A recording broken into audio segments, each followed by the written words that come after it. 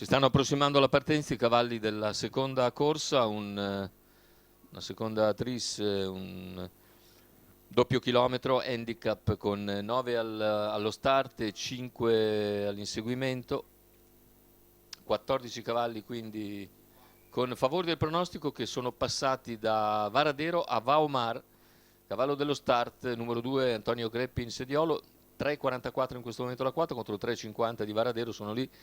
Poi si gioca anche Tenor de Lune, Socrate Benal e Ravaneo Spritz, questi più seguiti, con un occhio di riguardo anche per Tiburon allo start, numero 4. Cavalli comunque che stanno per andare a formare lo schieramento di partenza, ripeto 9 allo start, 5 al secondo nastro, questo lo schieramento. 1 Upupamau, 2 Vaomar, 3 Tessa US, 4 Tiburon, 5 Neruda Trio, 6 Roberto Griff, 7 per Bibi, 8 Rita Disgrey, 9 Porsche Font, 20 metri più indietro 10 Ultrasfont, 11 Socrate Benal, 12 Tenor de Lune, 13 Varadero, 14 Ravaneo Spritz. Vaomar consolida il suo ruolo di favorito, 3,19 contro il 3,50 di Varadero quando mancano pochi istanti alla partenza, o perlomeno al primo tentativo.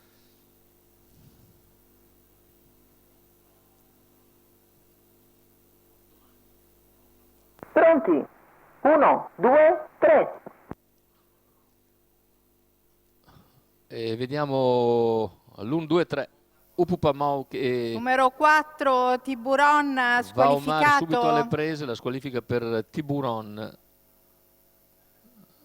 Vediamo Vaomar impegnato all'esterno di Upupamau che mantiene la posizione, mentre Vaomar insiste all'esterno con decisione, spende un 15,3 per tutta la curva e sopravanzare poi in 300 metri Upupamau e presentarsi quindi al comando.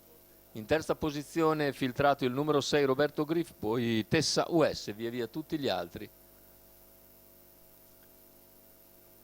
29,7 per i 400 iniziali, c'è stato un 14,4 di secondo parziale, ora Vaomar prende vantaggio, 45,8 il passaggio ai 600, mentre vediamo all'esterno la risalita graduale di numero 10 Ultrasfont squalificato. Devo dire intanto la squalifica per Ultrasfont, e all'esterno c'è la risalita di Tenor de Lune, mentre in terza ruota Varadero anticipato da Ravaneo Spritz. 1 minuto e 9 decimi il passaggio agli 800 con Vaomar che continua a fare andatura.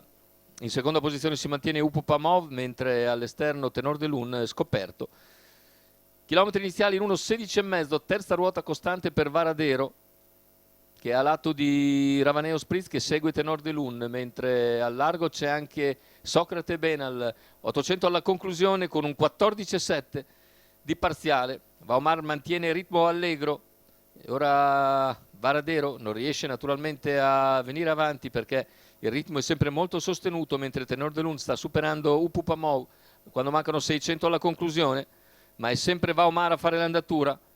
Poi vediamo anche Ravaneo Spritz e Socrate Benal che ci provano.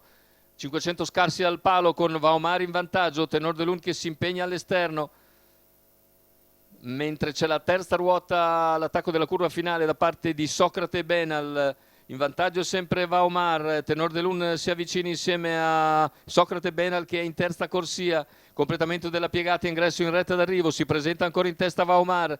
Tenor de Lune opta per l'open stretch mentre continua nella sua progressione Socrate Benal, ultimi 100 metri di gara con Vaomar che si difende, ci prova ancora Socrate, ultime battute con Socrate Benal, ma è Vaomar che conserva il vantaggio e vince nei confronti di Socrate Benal, mentre per il terzo sono vicini all'interno Tenor de Lune e al largo Ravaneo Spritz. Da vedere per il terzo posto, la vittoria invece per Vaomar che in percorso di testa stampa un bel 2,29,5 sul mio cronometro per fuggire e rendersi intangibile. Secondo posto comunque per un buon Socrate Benal, mentre sul palo vediamo Tenor de Lune e Ravaneo Spritz. Impressione che Ravaneo Spritz passi su Tenor de Lune, ma ovviamente aspettiamo il responso del photo finish.